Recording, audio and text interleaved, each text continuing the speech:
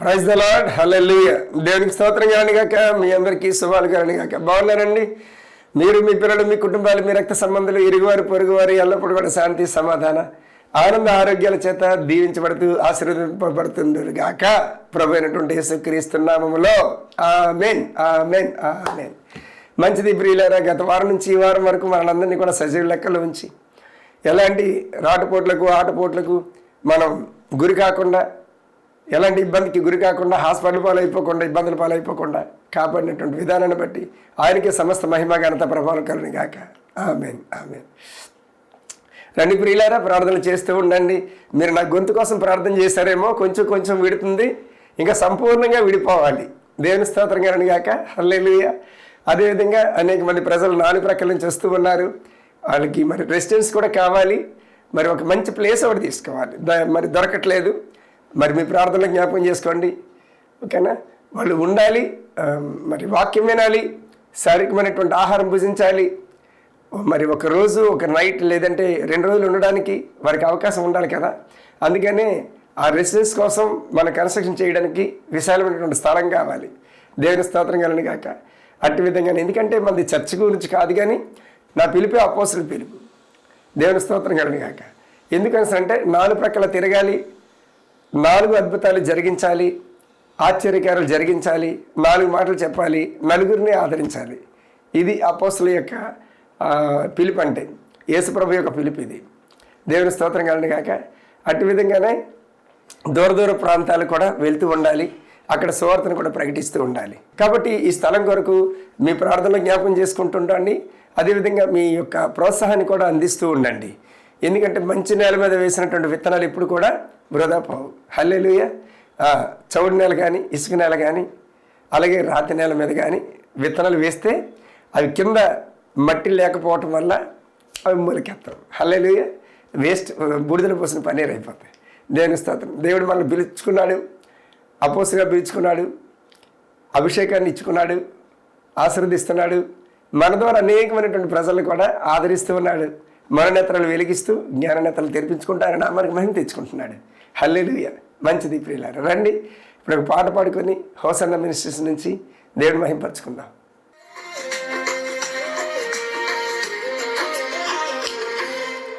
నా వలన ఎదియు ఆశించకయే ప్రేమించితివి, నన్ను రక్షించుటకు ఉన్నత భాగ్యము విడచితివి.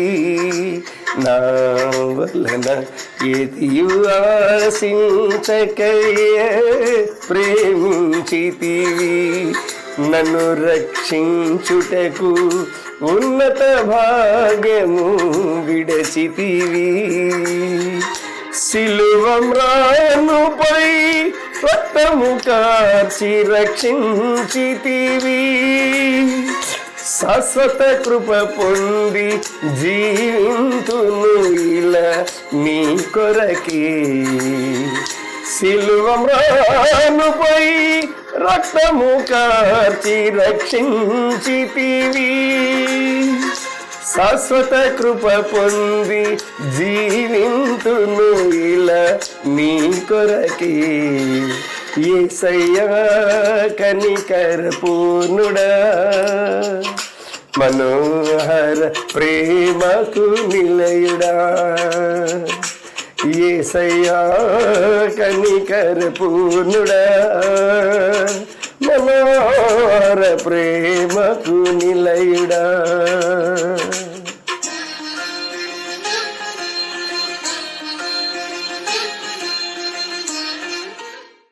దేవుణ్ణి తెలియనటువంటి ప్రజలకి నా వంతు మాట చెప్పనివ్వండి. ప్రియులారా, లోకంలో ఉన్నదంతా కూడా బోటకం, అసూయ, ద్వేషం, కుల్లి, కపటం, ఈర్ష్య, ఒకరు బాగుపడితే ఒకరు చూడజల్లనటువంటి రకం, ఏది మంచిది ఉండదు.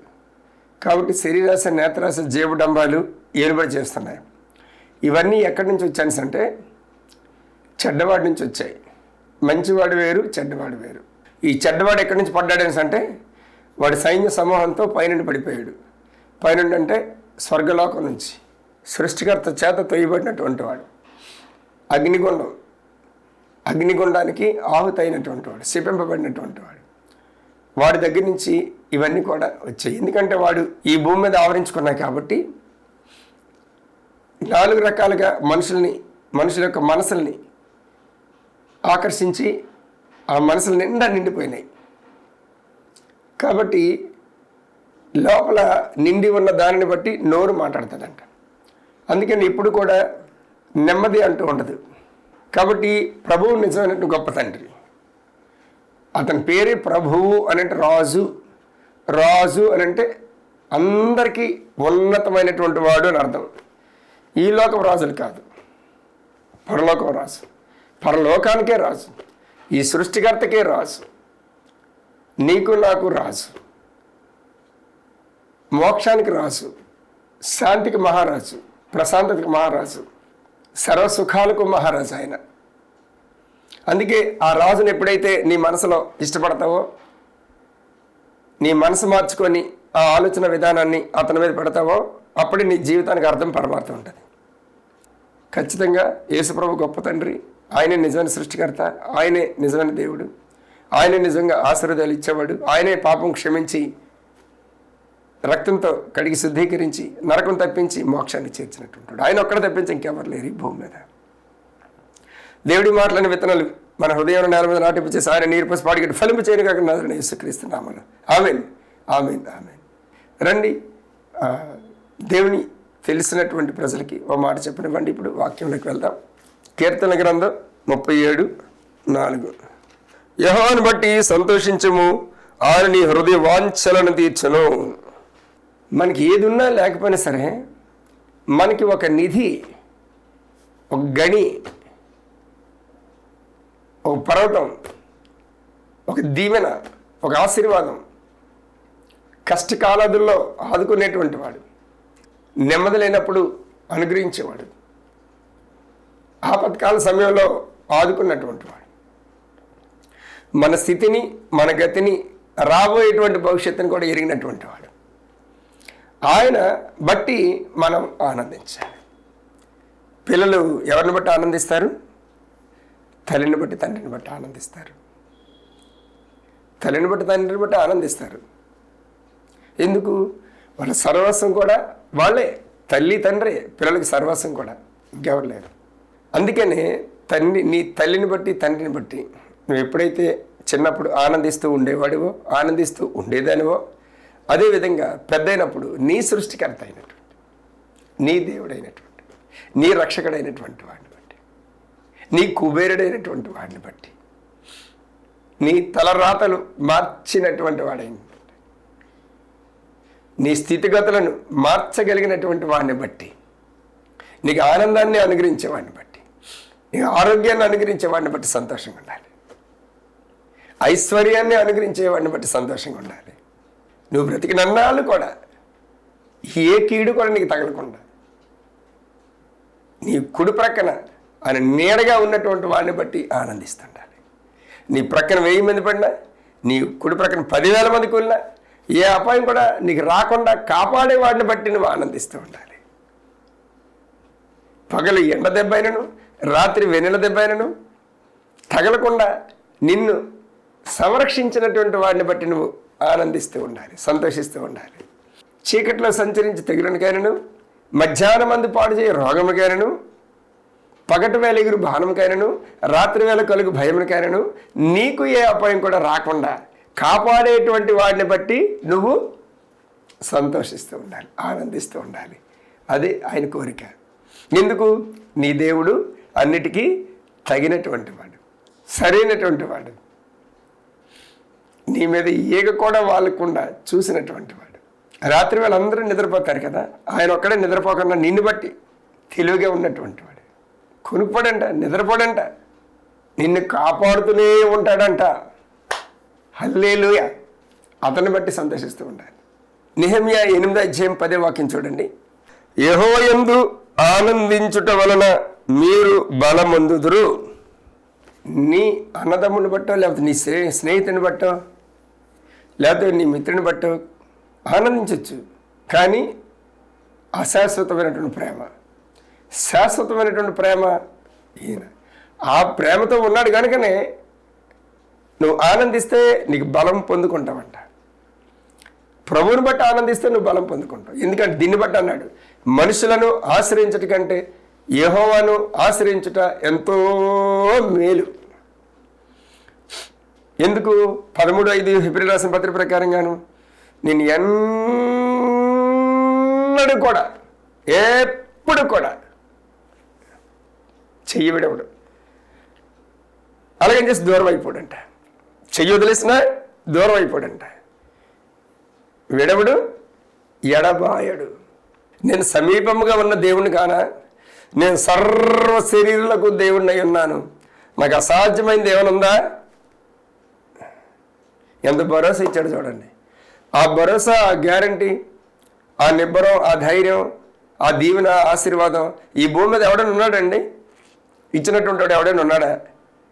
అంత గట్స్ వాడికి ఈ భూమి మీద, ఆకాశం, భూమికి అన్నిటికీ కూడా సమర్థుడు, సామర్థ్యం కలిగినటువంటి వాడు, వివేకం కలిగినటువంటి వాడు, జ్ఞానం కలిగినటువంటి వాడు, బలం కలిగినటువంటి వాడు, దీవెన కలిగినటువంటి వాడు, వెలుగైనటువంటి వాడు, దేన్నైనా సరే ఉన్న వాటిలో లేని వాటిగా, లేని వాటిలో ఉన్న వాటిగా సృష్టించినటువంటి వారిని బట్టి నువ్వు ఆనందించాలి అని అంటున్నాడు అక్కడ. ఈ వాక్యం చాలా గొప్పది. ఇది 37:4 కీర్తన గ్రంథం, అలాగే 8:10 నెహెమ్యా.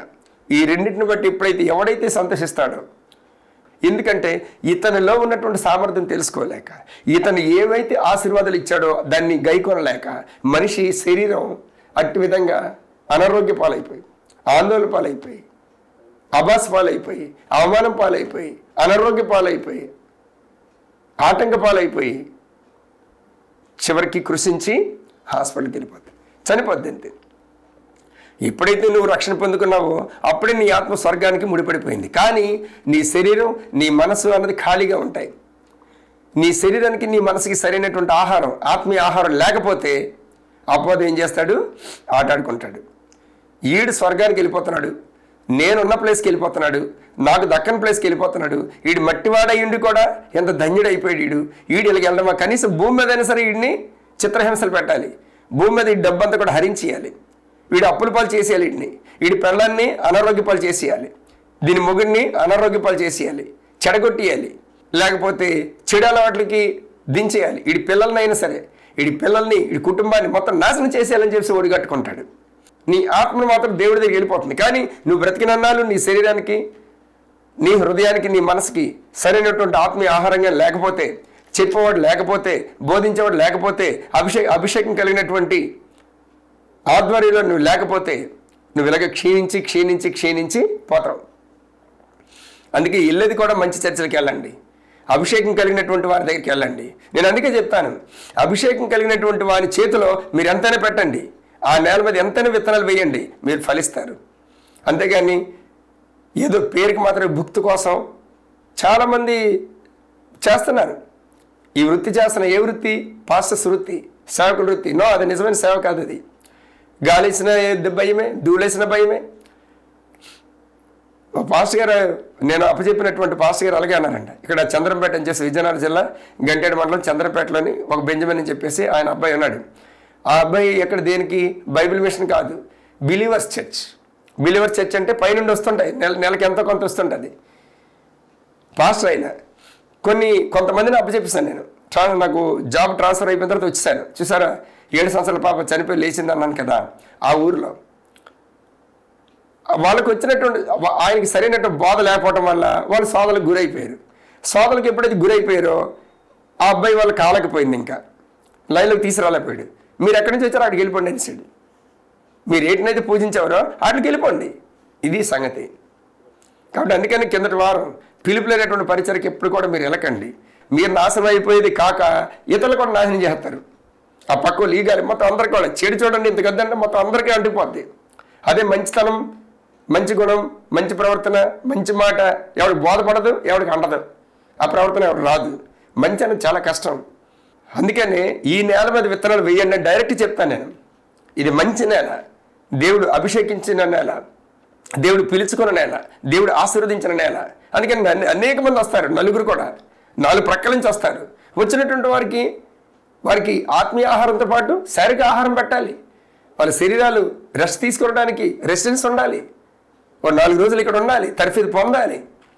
అప్పుడు వాళ్ళు వెళ్ళి వాళ్ళు అంటుకోవాలి, ఇతరులు అంటించేయాలి. వాళ్ళు బలపరచబడాలి, ఇతరులు బలపరచాలి. అట్టి విధంగా మనం ఇక్కడ ట్రైనింగ్ ఇస్తున్నాం. పరిశుద్ధాత్మ దేవుడు అట్టి విధంగా నడిపిస్తున్నాడు ప్రతి ఒక్కరిని కూడా.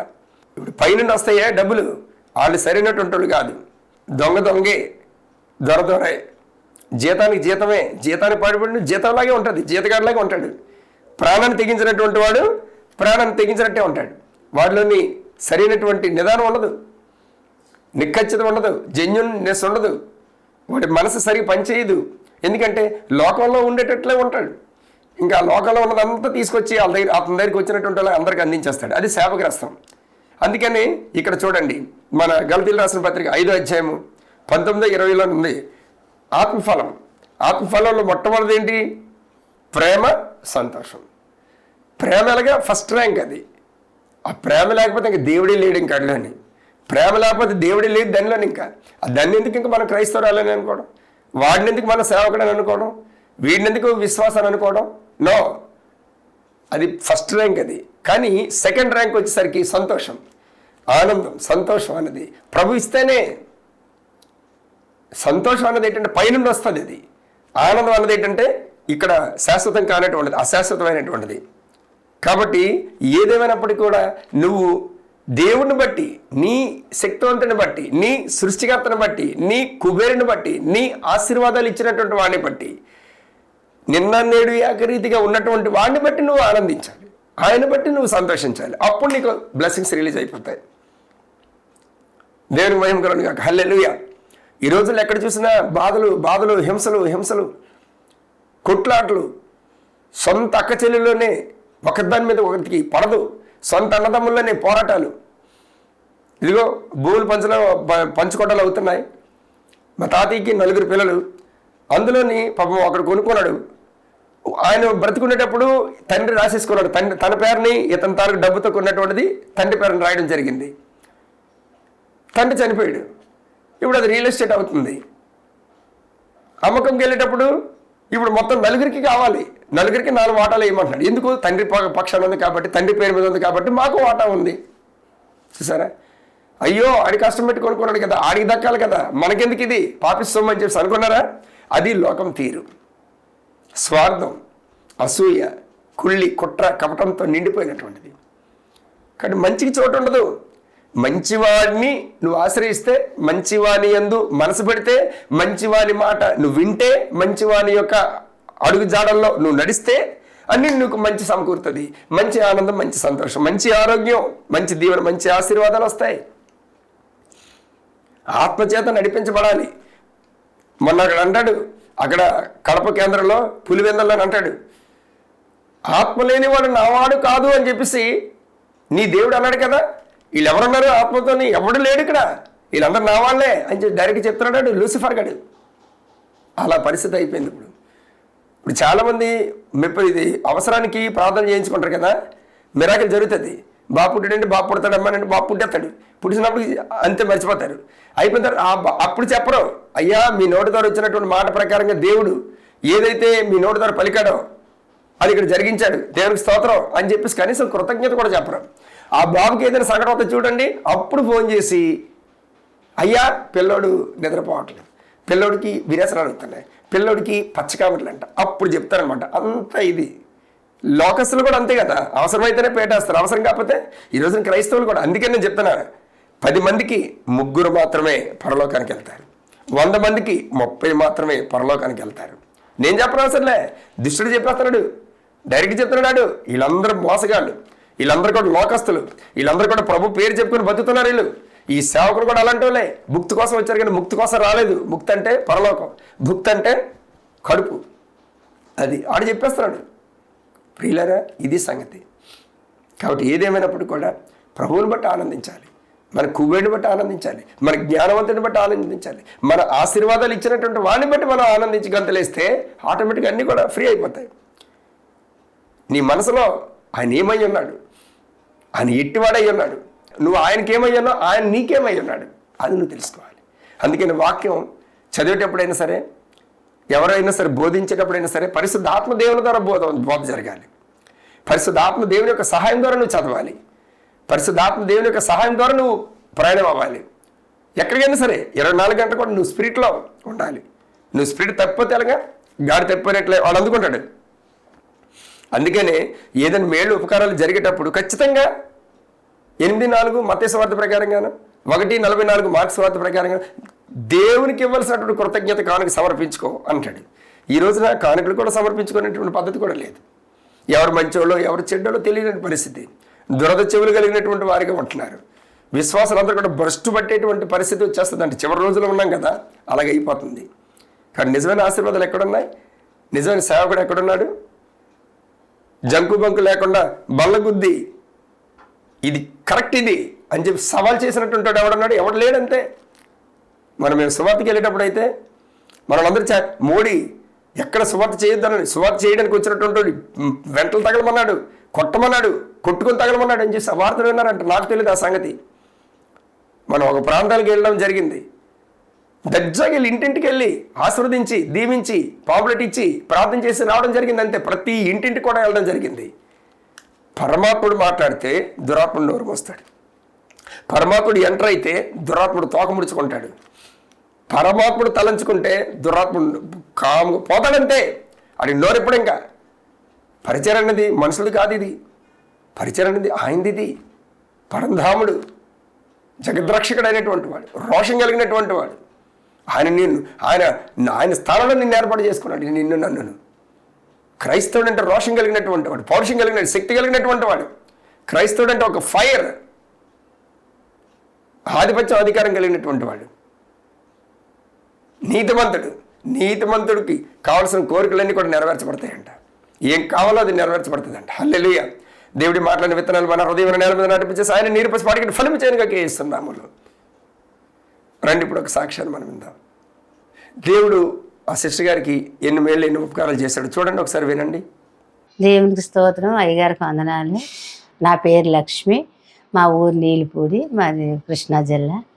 మరి దైవజనులు మరి టీవీలో ఎస్ఎస్ అయ్యరావు గారు అయ్యగారు ప్రార్థన చేస్తుండగా మేము విన్నాము. టీవీలో విన్నప్పుడు ఆయన ప్రార్థన చేస్తుండగానే మాకు స్వస్థత వచ్చింది. చెయ్యో లాగేస్తుంది. నాకు చాలా బాధపడుతుండే అయ్యగారు వాక్యం ఎంత అయిపోయిన తర్వాత, అమ్మ మీకు ఎవరికన్నా బలహీనత ఉంటే అక్కడ చేతులు వేసుకోండి, నేను ప్రార్థన చేస్తాను, మరి నీళ్లు పట్టుకోండి, తైలం పట్టుకోండి అన్నారు. అలాగే పట్టుకునేటప్పటికి అయ్యగారు ప్రార్థన చేసాడు, స్వస్థత వచ్చింది. మళ్ళీ వెంటనే ఆ నీళ్లు తాగి ఆ నూనె రాసుకున్నాను, ఇంకా పూర్తిగా స్వస్థత వచ్చి చెయ్యి మంచిగా వచ్చేసింది. ఆ తర్వాత ఈ అయ్యగారు ఇలాగ ప్రార్థన చేస్తుండగా కొన్నాళ్ళు జరిగింది. మా యజమానుడికి కళ్ళు పోట్లు వచ్చినాయి, పొరలు వచ్చి 2 కళ్ళకి ఆపరేషన్ అయిపోయింది. నీళ్ళు కారిపోతున్నాయి, పొరలు వచ్చినాయి. హాస్పిటల్కి వెళ్ళి వాళ్ళు ఆపరేషన్ మళ్ళీ చేయాలన్నారు. సర్లే వస్తామని వచ్చేసి ఇంటికాడ అయ్యగారు మళ్ళీ టీవీలో ప్రసంగం వాక్యం విన్నాం. అయ్యగారు ప్రార్థన చేస్తుండగా నాకు వచ్చింది కదా స్వస్థత, ఆయన కూడా కళ్ళ మీద చేతులు వేసుకోమంటే వేసుకున్నారు. వేసుకుని ఆయన ప్రార్థనలో ఏకీభవించినప్పుడు అయ్యగారు ప్రార్థన చేయగానే వెంటనే కళ్ళు స్వస్థత వచ్చినాయి. మరి నీళ్ళు గారుతం తగ్గినాయి. ఇప్పుడు కళ్ళకి హాస్పిటల్కి అది ఏమీ వెళ్ళలేదు, మేము బాగుంది. మరి మరి ఇది మాకు దేవుడు చేసిన మేలు. మరి 3వది ఏంటంటే మా అక్కారు మనవడు వయసు వచ్చిన బిడ్డే. మరి ఆ బిడ్డ ఎందుకనో కాళ్ళు నడవలేక వంగిపోయి నడిచేవాడు. చదువు మానేశాడు, కళ్ళు తిరిగి పడిపోయాడు. 5-6 నెలలు ఎస్ఎస్ రావు గారికి ఫోన్ చేసి వీడియో కాల్ చేశారు. మరి ట్రైన్లో ఉండగా ఆ పిల్లడి గురించి ప్రార్థన చేసినాడు. అమ్మ కంగారు పడకండి, బిడ్డకి ఏం తేడా ఉండదు, స్వస్థత వస్తుందని, మీరు నీళ్లు పట్టుకోండి అయ్యని చెప్పారు. అలాగే దేవుడు అయ్యగారు చెప్పినట్లుగా దేవుడు కార్యం చేశాడు. అది ఆ పిల్లడు కూడా స్వస్థత వచ్చిందండి. మరి 4వది ఏంటంటే తమ్ముడు గారికి చిన్న కుమార్తెకు ఒక పాప 8వ నెలని ఆపరేషన్ చేసి తీసేశారు. గుంటూరు హాస్పిటల్లో పెట్టారు. ఆ హాస్పిటల్లో పెడితే బాక్సుల్లో పెట్టి పిల్లని ఏమో చెప్పలేము అని అన్నారు. పిల్ల ఏమో మాకు చెప్పలేమని నమ్మకం డాక్టర్లు చెప్పినప్పుడు దైవజనులకి వెంటనే మాకు చేసిన మేలుని బట్టి ప్రార్థన చేసాం. అయ్యగారు ప్రార్థన చేసామ్మా ఏం పర్లేదు, బిడ్డకి తల్లి క్షేమంగా వచ్చేస్తారు ఒక 21 రోజుని, మీరు కంగారు పడవద్దు, బిడ్డలు బాగుంటారని చెప్పారు. అలాగే విశ్వసించాం. దైవజనులు చెప్పినట్టుగా వచ్చేసారు బిడ్డలు. తల్లి బిడ్డ క్షేమంగా ఉన్నారు.